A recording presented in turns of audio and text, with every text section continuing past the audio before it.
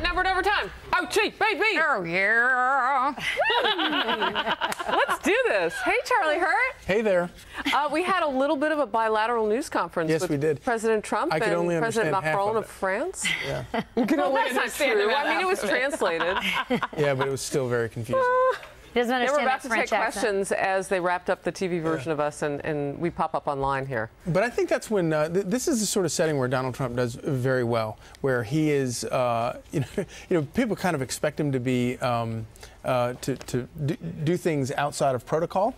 And so that No, really? so he sort of brings this watchability, and then he delivers what I thought was a very nice speech. It was a very lofty speech. It was about history, which I love, and it was about the history of France and the history of human freedom, which is you can never hear too much of that.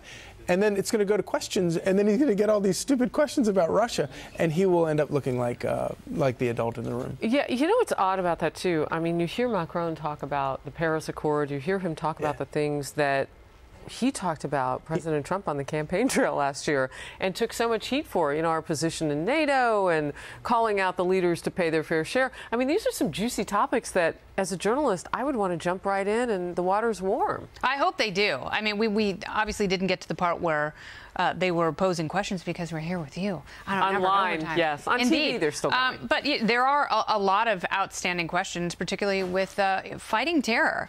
And, this is something that we are obviously very deeply invested in how France fights terror, because the unfortunate atrocities that they've seen in that country, because they have been one of our more aggressive allies, and they have felt so much retribution, partially because they've got so many people living in the country who unfortunately are agitated terrorists. So I think there are a lot of people who, we have mutual interest, so we can figure out how we don't replicate some of that tragic horror here in this country. And I don't think it's an overstatement to put what we've experienced for the past 15 years with terrorism in the larger lens of the French Revolution and the American Revolution. That was interesting, right, from the president? Yeah. His opening statement. And these are all the questions about freedom and how we preserve freedom, and how the religious freedom. All of these things that are were radical concepts when we came up with them, and there's some people who still aren't able to grasp them,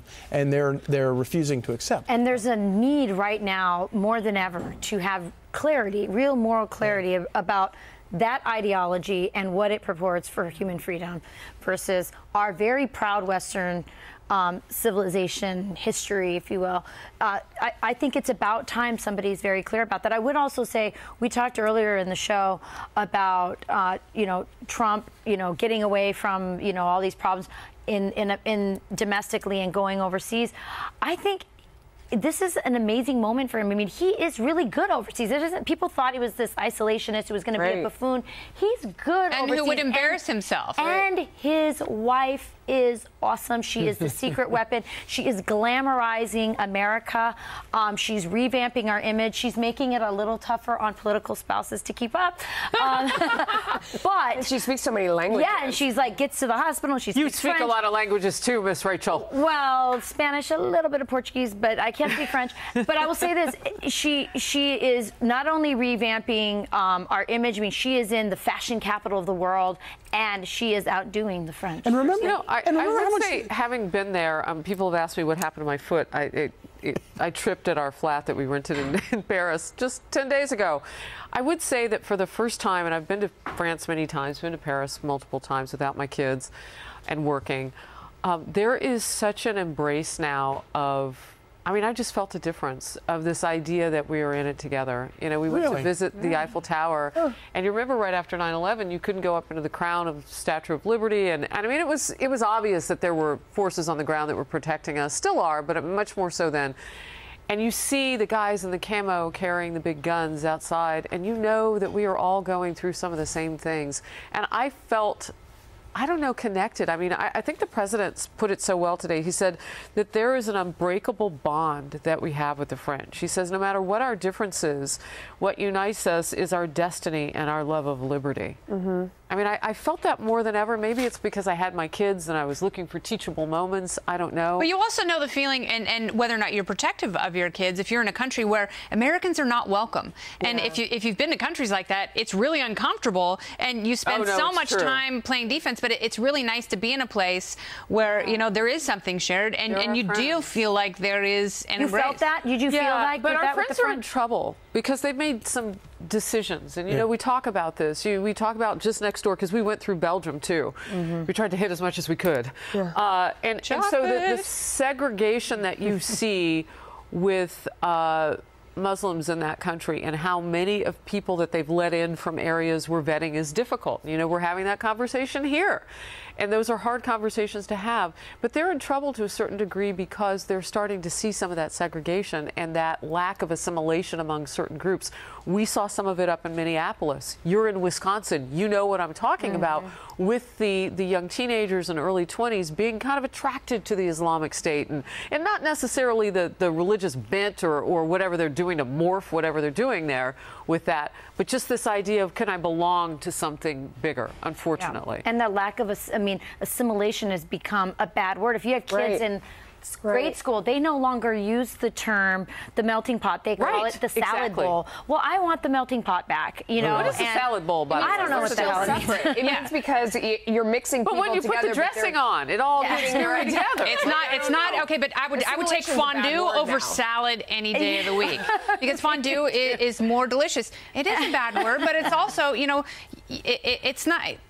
We have to be honest about what has happened in Europe and why it's happened that way, and how to keep that from happening in this country. And I'm sorry, but sometimes you have to have straightforward discussions that always preserve civil liberties, always, bottom line. But, you know, we have to look at things practically as they are. Yeah, I always like it when we watch these videos too, or we watch these, you know, meetings overseas, and it's supposed to be that the other country hates President Trump, and it's supposed to be that he's going to trip over his shoes on the way in. Well, you see, that's not the case. And he's supposed, and the other leader is supposed to reject and snub him, and then they can't resist him in person because if you have met him in person, you know that he does a really good job of being charming, and even if you showed up and you were determined to hate him, it doesn't really work out for you that well.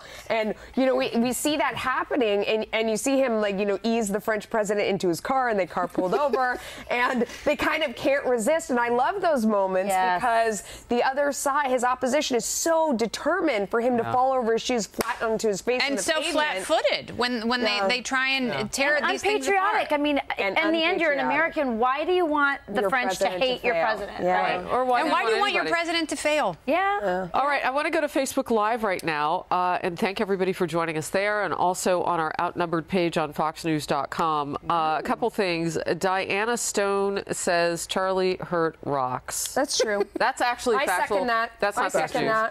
Shaida Benson, I think that's how you say your name. You guys are awesome. Make America great again, she says. Aloha from Maui, Sid Yeager. I like to kind of get where people are, especially on Facebook Live. Lucia Vickers, hey Charlie, and ladies from Pennsylvania, just kind of getting out there. And now to get into the issues. What's up, Keystone State? Yeah, what's up? And Maui, by the way, love hearing love from Maui because it's very early in the morning there. It's 7 a.m. That's true.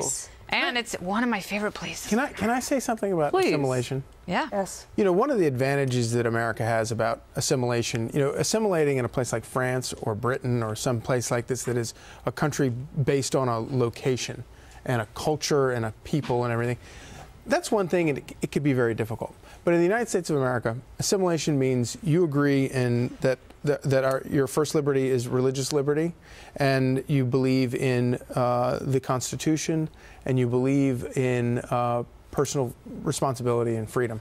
And the fact that that is our culture, it's a culture built around a creed and beliefs.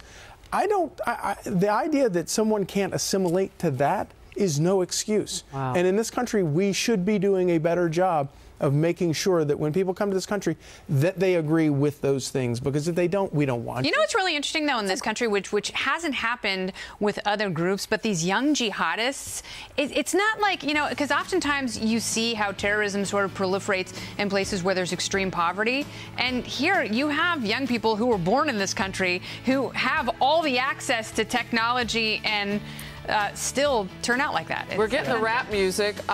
Charlie Hurt, thanks for being here. Thank you for having me. So fun. Rachel, Thank great to you. see you. Thank you, Charles I know you're DeHurt. going to be cooking on Fox and Friends on Monday. How many of the 8 children will you have with you? 6 of the 8. Oh, wow. Small group. That's great. She is my spirit mom. We'll see you tomorrow.